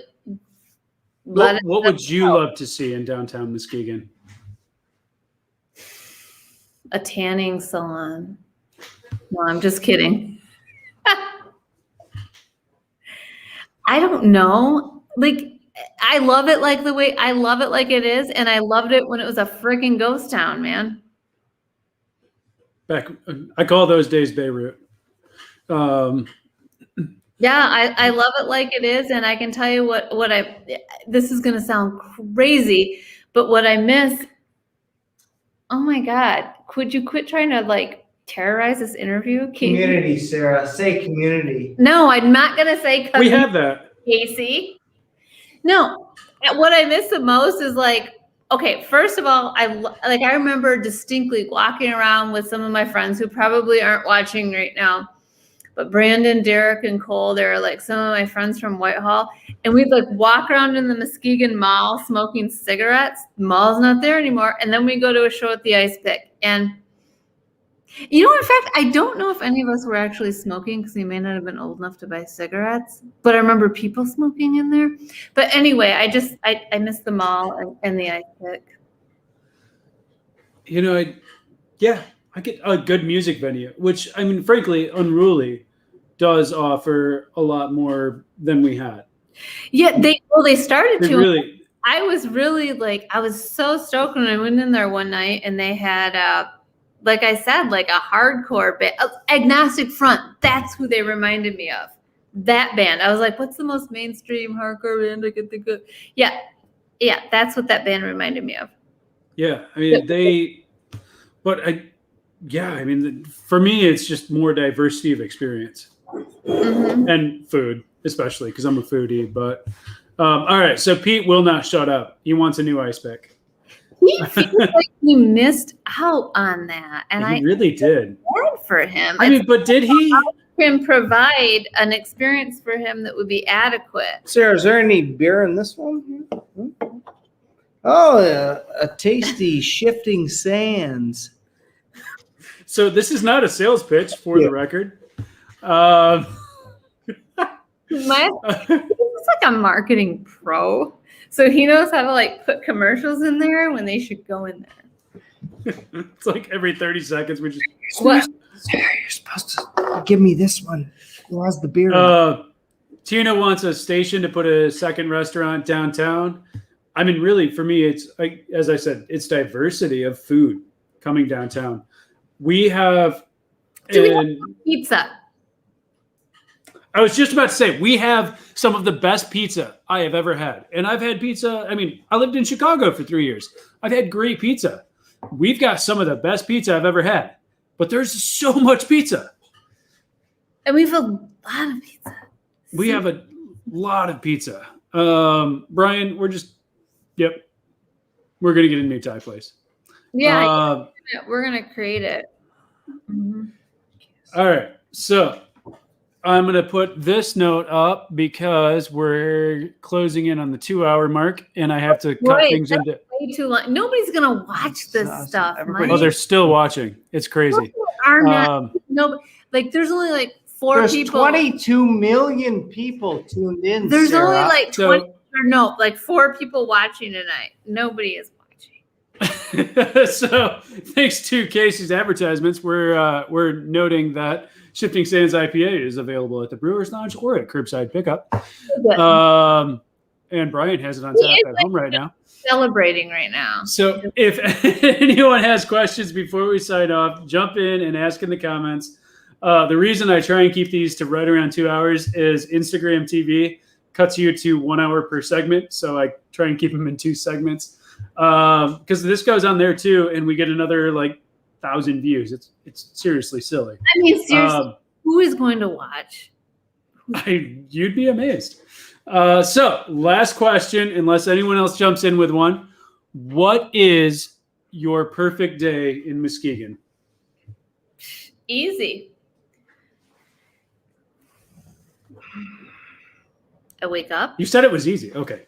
Oh my God, no. I wake up, get on my bike with Casey. Casey's right here.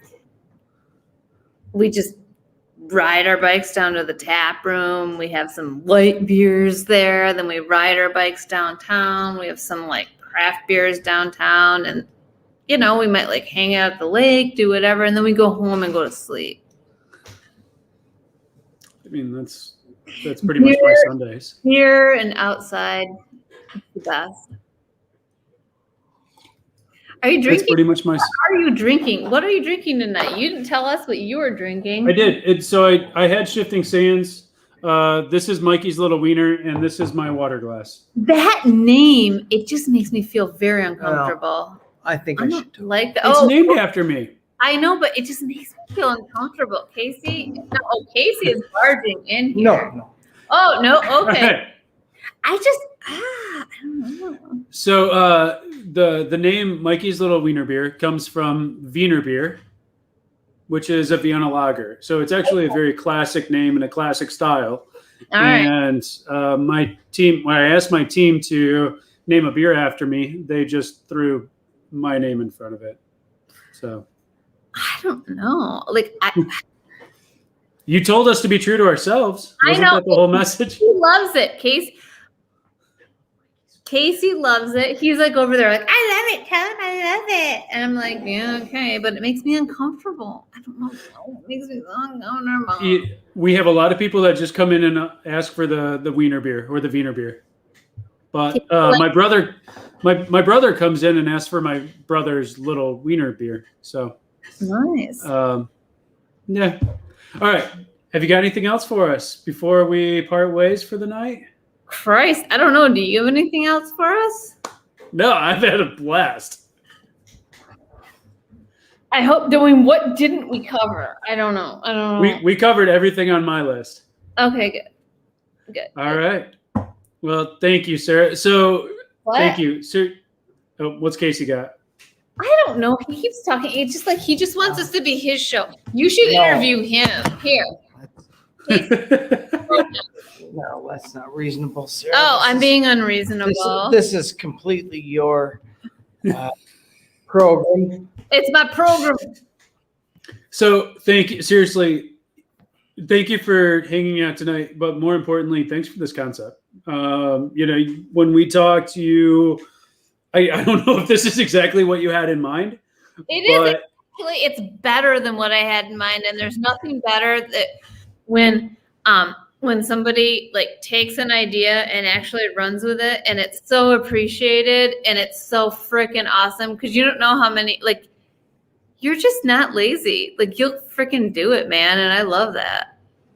And we're lucky and we're workaholics here at Pigeon Hill. So thank you. Seriously, you gave me an excuse to hang out in my office and drink beer on Tuesday nights and meet new friends and have a ton of fun. So thanks. Yeah. And welcome. And I hope that we can do it again. And this is like, who watches for 2 hours? This is way too fucking long. Again, this is for 21 and up year old or 21 plus year olds only. Don't be seriously. No, it's fun. The first time I was nervous. So Casey's mom is on here, my mother-in-law, and she's like, I love Pigeon Hill. I love you, Bonnie. Thank you for watching. So yeah, thank you everyone. All right, Sarah, if you've got anything else, if not, I'm going to do the sign off and I have no other words. All right. Thank you. Everyone, thank you for joining. It was an awesome show. It's been 6 weeks, and thanks to Sarah, we're doing Tuesdays with Michael, and I have fun every week. Every week's been so wildly different, and that's part of what makes it so awesome. As I noted at the beginning of the show, this is the second to last episode in the, I guess, first season, if you will. I'm happy to keep doing this, although I'm going to take a few weeks off because it would be nice to have my Tuesday nights back for a couple of weeks. If y'all want to keep watching, let us know. If you've got ideas on guests or if you think you'd like to be a guest, let us know. Shoot us a message, drop something in the comments, and we'll see what we can make happen. I'd like to do drunk history first, but I would also like to continue this if y'all want to keep hanging out with us. So for now, I'm going to take off. Thank you again for joining us and sticking out the last 2 hours. I hope to see you next week on Tuesdays with Michael, featuring our special guests, Chris Zart, Lachelle Mikesell, and Dave Bashada, all from Michigan Irish Music Festival. We're going to talk about Irish music, whiskey, beer, and probably roller coasters, since Dave is with Michigan's Adventure. And that's pretty much all I got. So